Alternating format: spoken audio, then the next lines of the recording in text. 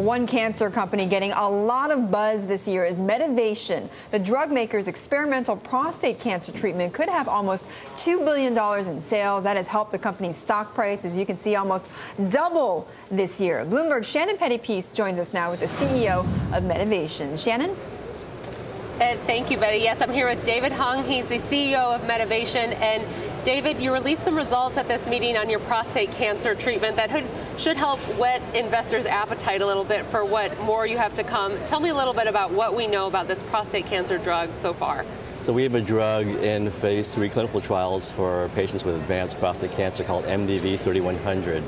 And at ASCO this year, we presented some data done by our colleagues at MD Anderson studying a population of patients who are particularly heavily pretreated and have very extensive disease burden.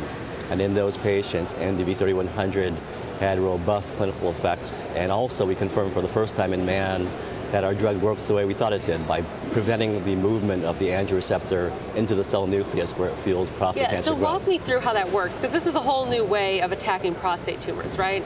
Right, so the prostate cancer is driven heavily by testosterone, and testosterone binds a receptor called the androgen receptor, and that receptor has to get into the nucleus of the cell and bind DNA to cause prostate cancer growth, and our drug prevents the testosterone from binding the receptor, from getting into the nucleus, and from binding DNA. So it's really a triple acting mechanism. So blocking that doorway, I guess, that the testosterone needs to feed the cell, right? Correct. So now, what are some milestones that investors should be watching for this drug? What are some of the big milestones you have coming up? So we finished enrollment in our phase 3 study last year, and we're going to be reporting interim results anytime between now and early next year.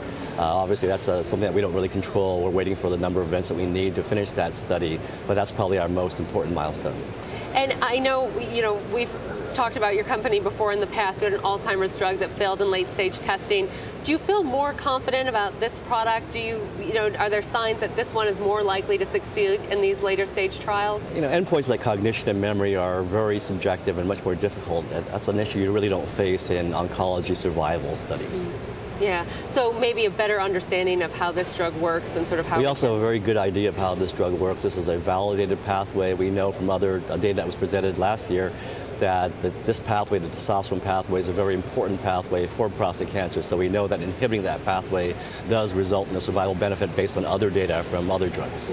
In the final seconds here, cost has been a big issue. Do you think we're going to see more pressure on companies, cancer companies, to lower the cost of their medicines? I think we all have to focus on healthcare costs. I think it's incumbent upon all of us, drug makers, payers, legislators, to make sure that life-saving therapies are accessible to patients who need them. So I think we're going to all have to focus on that.